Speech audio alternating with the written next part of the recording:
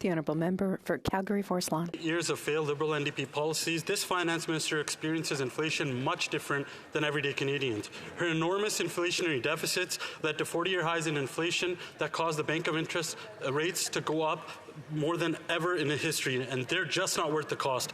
After promising to balance the budget, her own budgeting watchdog called her out, proving Liberal deficits could reach almost $50 billion this year. I guess budgets don't balance themselves after all. Can the finance minister tell Canadians how much she's adding to the federal debt this year, or are we asking for too much?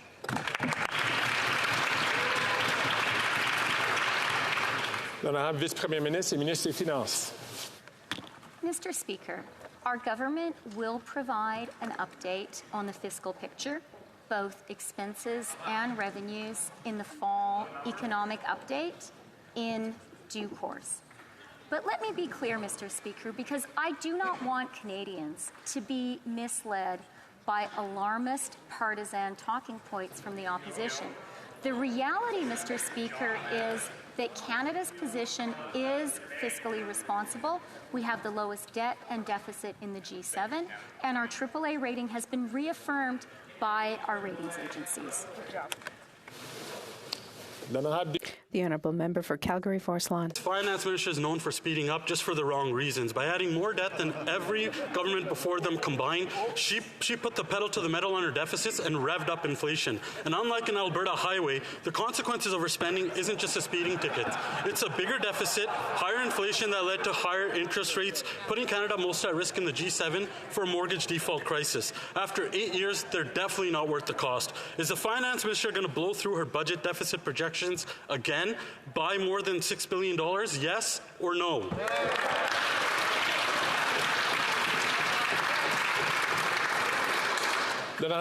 The Honourable Deputy Prime Minister and Minister of Finance.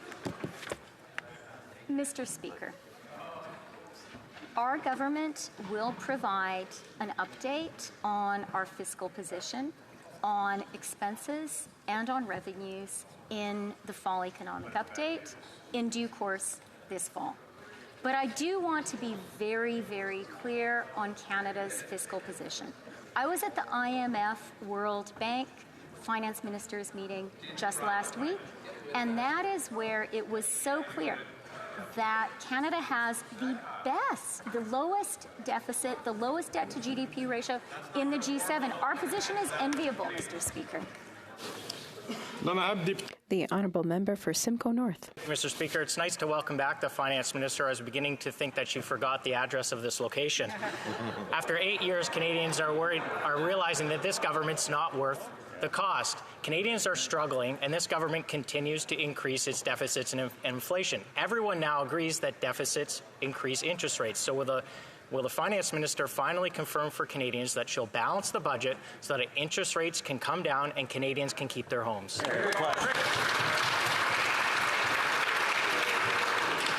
I'd like to remind members that we are not to make an indirect or direct relationship to whether the presence of the members in this House or not. Because, as you know, according to the rules, members have responsibilities that sometimes takes them out of this place. I'll have more to say on this later on this week. The Honourable Deputy Prime Minister and Minister of Finance. Thank you for that important comment, Mr. Speaker, but I am happy to confirm that I was not in the House of Commons last week. In fact, none of us were, because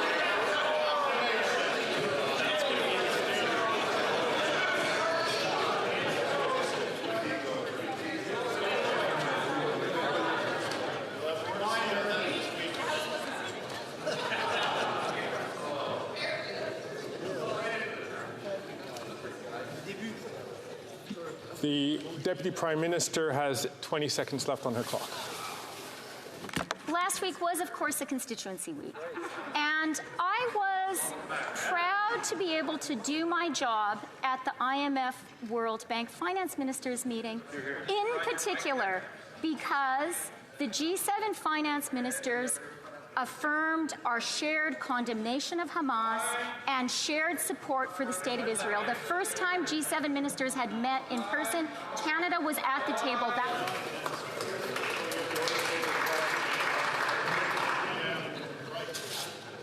Again, I'd like to remind members that I'm quite well aware of the time that members have to ask and to answer questions. The honourable member from Simcoe North. Mr. Speaker, while households are dealing with higher interest rates, taxpayers are now on a bigger hook. That's because interest on the debt is going up.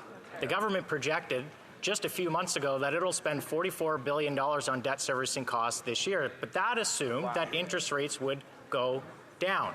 Instead, interest rates have gone up. So will the Minister of Finance finally tell Canadians how much they're now on the hook for higher debt servicing costs because interest rates haven't come down?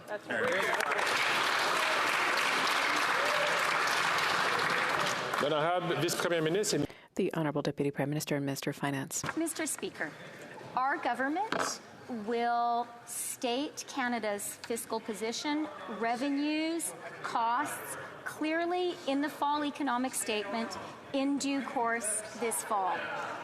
What the opposition clearly doesn't know or doesn't want to admit is that Canada's fiscal position is responsible, indeed is enviable, compared to our peer countries. This was reaffirmed by the independent ratings agency, DBRS Morningstar, which recently reaffirmed our AAA rating, and by S&P, which reaffirmed it after the budget. The Honourable Member for Charlebourg-Haute-Saint-Charles.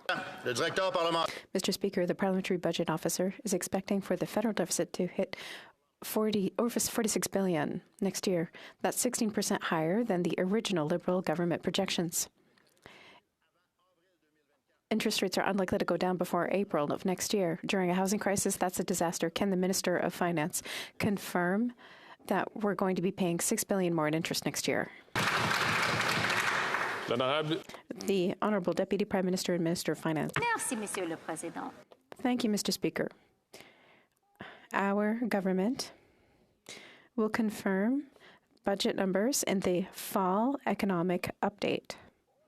However, today, I want to highlight a very important reality, a reality that should be reassuring for all Canadians.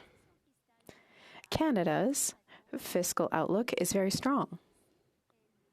Our deficit and GDP ratio is the lowest of all G7 countries, and our AAA credit rating was reconfirmed by credit rating agencies. Le député de Charlebourg-Haute-Saint-Charles. Mr. Speaker, does the minister know that about 20% of mortgage loans are now at a negative rate, which means that they cannot pay more than interest? That's the inevitable result of increasing inflationary expenditures. No one listened, not the Bloc or the Liberals. After 8 years of distress management, will the Liberals rein in their expenses to help mortgage payments go down so that Canadians can keep their homes?